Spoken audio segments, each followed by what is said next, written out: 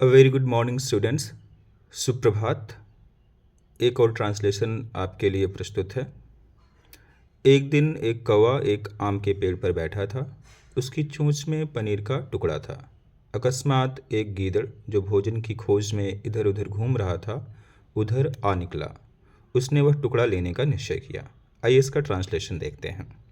एक दिन एक कौवा एक आम के पेड़ पर बैठा था। One day a crow was sitting in a mango tree. उसकी चोंच में पनीर का टुकड़ा था। He had a piece of cheese in his beak.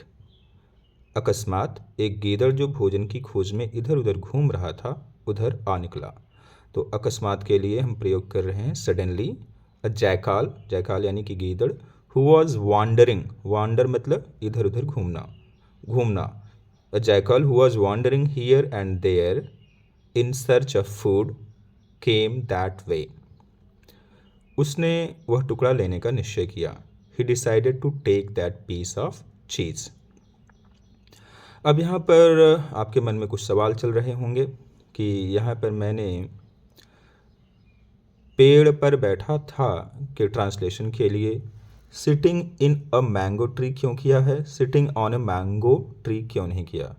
क्योंकि ऑन का प्रयोग तभी होगा जब वह कौवा पेड़ के एकदम टॉप पर, एकदम सबसे ऊपरी हिस्से पर बैठा होगा। तो इसलिए यहाँ पर इनका प्रयोग किया गया है।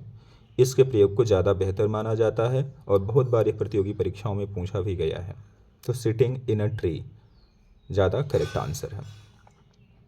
उसके बाद एक और सेंटेंस है कि suddenly a jackal who was wandering here and there in search of food came that way. इसका ट्रांसलेशन एक और तरीके से किया जा सकता है कि suddenly a jackal who was roaming around came that way. Okay, इसमें एक दो महत्वपूर्ण शब्द हैं कक्षा 10 के विद्यार्थियों के लिए। जैसे चोंच के लिए बीक शब्द का प्रयोग आप लोग याद रखिएगा। BEAK, बीक का अर्थ होता है चोंच। और एक शब्द होता है वीक, आपको पता है, WEAK, वीक मतलब कमज़ोर। फिर WEEK, वीक मतलब सप्ताह। एक होता है वर्ड WICK, विक, विक मतलब किसी दीपक की बाती को हम विक कहते हैं। तो ये सारी बातें हैं। आशा है कि आपको यह ट्रांसलेशन समझ में आया होगा और आपके लिए यह उपयोगी सिद्ध होगा। धन्यवाद। आपका दिन मंगलमय हो।